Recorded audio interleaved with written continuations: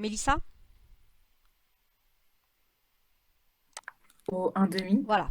Donc là, attention, votre dilution finale ici ne sera évidemment plus de 1,1, hein, mais tout aura été dilué en plus au 1,5. Est-ce que ça vous paraît déjà plus clair?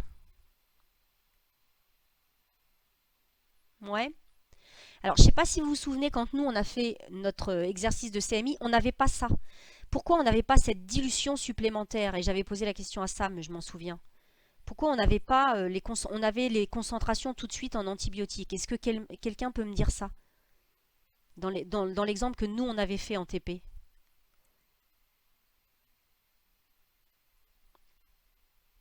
Dites-moi.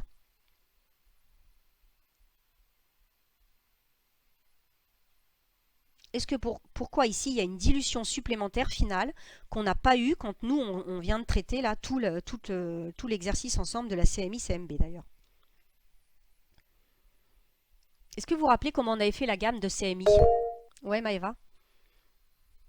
C'est parce qu'on mettait que 2 gouttes d'inoculum, du coup c'était vraiment minuscule par rapport aux autres volumes. Ouais, c'est très bien. Parce qu'effectivement, on était dans un volume de combien? Je sais plus. 4 ml, je crois? Ouais, ça devait être 4 ml. Et on a ajouté 2 gouttes. Donc, je vous avais dit finalement, mettre 2 gouttes d'inoculum, c'est-à-dire 100 microlitres dans 4 ml, ça fait pas de dilution supplémentaire. C'est complètement négligeable. C'est pour ça qu'on n'avait qu'une seule dilution. Est-ce que vous comprenez ça? Dites-moi. Ce qui n'est pas le cas ici, hein. Ici, vous rajoutez autant d'inoculum que de désinfectant. Donc évidemment que ça crée une dilution supplémentaire.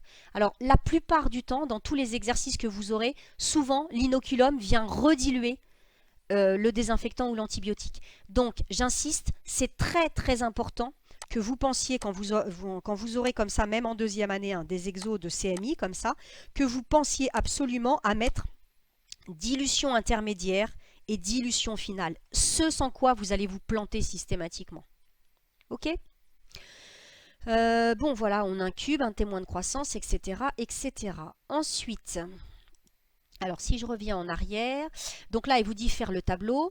Et dans ce tableau, alors il faudra rajouter une ligne et vous indiquerez les résultats obtenus dans le cas d'une CMI correspondant à une dilution finale au 1/128e. Donc dans le tableau que vous aurez, vous voyez là, c'est important, elle parle bien de dilution finale. Donc il faudra prendre en compte la dilution finale au 1/128e qui correspondra à la CMI. Un petit rappel, qu'est-ce qui se passe à la CMI? Qu'est-ce qu'on a? Julien? Qu'est-ce qu'on aura dans le tube de la CMI? Enfin, dans la cupule de la CMI plutôt? On aura 0,01% de... Ah non, non, là je parle, non, je parle de la CMI, attention. Je suis pas encore à la CMB là. on aura le nombre de bactéries, de colonies. Non, là c'est un trouble, hein, c'est en milieu. Qu'est-ce qu'on aura dans cette cupule qui correspondra à la CMI? Ou qu'est-ce qu'on n'aura pas? Je ne sais pas. Il y aura plus de troubles. Très bien, il n'y aura plus de troubles. Voilà. Je ne vais pas vous en dire plus parce que sinon je vous fais tout, hein, mais cette dilution 1/128e, puisque ça correspond à la CMI, il faudra redonner la définition de la CMI, correspondra au tube dans lequel, très bien Julien, hein, vous n'avez plus de troubles. Ça va? Et alors du coup, une fois que vous aurez ça, bon, bah, sachant que la concentration de départ c'était 4, calculer la valeur de la CMI, bon, vous savez que c'est 1/128e, ça va tout seul, je passe. Dernière question, voilà, mais là aussi, c'est juste pour attirer votre attention. Donc dans un deuxième temps, on calculera la CMB. La CMB sera déterminée par transfert puis étalement sur gélose du contenu des cupules. Donc là, on transfère, vous voyez, tout le contenu de la cupule. Ok, c'est-à-dire quel volume?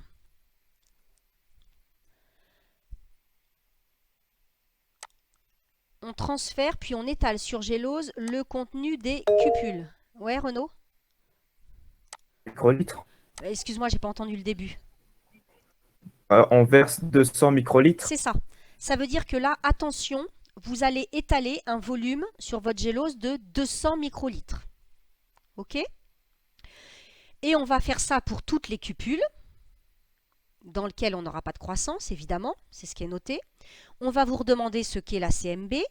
Et attention, c'est pour ça que je voulais vous en parler aussi, vous allez dire, tiens, il y a un truc bizarre par rapport à ce qu'on a vu avec Madame Portela, ça nous a raconté n'importe quoi.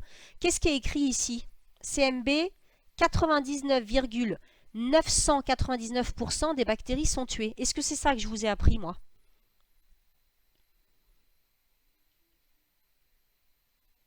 Non, Maëva ni Arthur. Alors, c'est pas pour autant que je vous ai appris des bêtises. Quelle différence entre cet exercice-là et celui qu'on a fait ensemble? Il y en a une fondamentale et je vous l'ai dit au début. Oui, Maëva?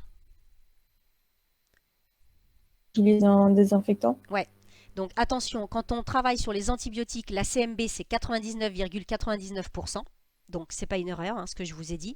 Quand on travaille sur des désinfectants, la CMB, hein, c'est plus que ça, c'est 99,999%. Donc c'est pas une erreur, ni pour Madame Belliot, ni pour moi. C'est juste qu'on ne parle pas de la même chose. Enfin, si on parle de la CMB, mais dans un cas antibiotique et dans l'autre CMB. Donc là, il va falloir réfléchir, mais c'est la même chose. Si vous aviez compris, quand on a 99,999% de bactéries mortes, ça veut dire qu'il doit rester combien de survivants? Tiens, je vais vous faire un petit sondage avant. Allez, c'est presque fini. Donc, question à choix multiples. Donc, dans ce cas-là, combien de survivants? Alors, premier choix de réponse. Je suis en train de les écrire, c'est un peu long. Réfléchissez-y pendant ce temps-là, peut-être.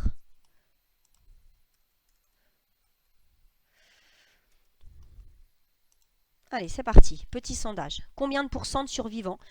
Soit on vous parle des morts, soit on vous parle des survivants. Puis vu qu'on va étaler et qu'on va compter ce qui reste, on va raisonner plutôt en survivants.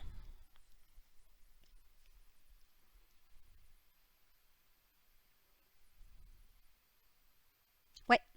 Eh bien, tout le monde a compris, c'est génial. Ça veut dire que ici, le nombre de survivants, attention, hein, c'est 0,001%. Ça fait une réduction de combien, ça? 10 puissance combien, Lucie? 10 puissance 5? Ouais. Donc là, ça veut dire qu'on veut en fait une réduction par rapport à l'inoculum de départ, une réduction de 10 puissance 5. D'accord? Donc, je ne vais pas vous donner la réponse. Je vous dis simplement qu'on a étalé un inoculum dont vous connaissez la concentration. Attention, réfléchissez, il a peut-être été aussi dilué, hein, l'inoculum. Dont vous connaissez aussi le volume. Vous savez combien vous avez étalé. Vous connaissez sa concentration et vous savez que pour être à la CMB, il vous faut réduire de 10 puissance 5, c'est-à-dire il faut qu'il vous reste 0,001%. Eh bien, on vous dit dans ces cas-là, quel est le nombre de colonies qui sera attendu sur la gélose. Ça, je pense que vous avez tout pour le faire. Vous connaissez la concentration dans l'inoculum de départ, vous connaissez le volume étalé, vous savez combien il doit vous rester de pourcentage de bactéries pour être à la CMB. Vous allez donc avoir votre nombre de colonies. Est-ce que ça vous a un peu éclairé, là, tout ça? Est-ce que vous vous sentez capable de faire ça? Ouais, ça va? Bon, après, il y aura peut-être des erreurs, hein, c'est Madame Belliot qui verra ça, mais voilà, je pense que moi, j'ai à peu près fait ce que je voulais faire, en tout cas, par rapport à ce qu'on n'avait pas forcément vu en TP. Bon, eh bien, écoutez, ça y est, c'est la fin. C'est tout bon pour moi. De toute façon, ne vous inquiétez pas, on reverra évidemment toutes ces notions CMI et CMB en deuxième année. En principe, si tout va bien, je devrais en retrouver la moitié d'entre vous en deuxième année, en tout cas en TP. Hein, je devrais toujours avoir un groupe si rien ne change. Donc moi, je voudrais quand même qu'on... Enfin, je souhaite un bon stage, évidemment, à ceux qui vont partir en stage. Alors, si on refait un petit point là, dites-moi parmi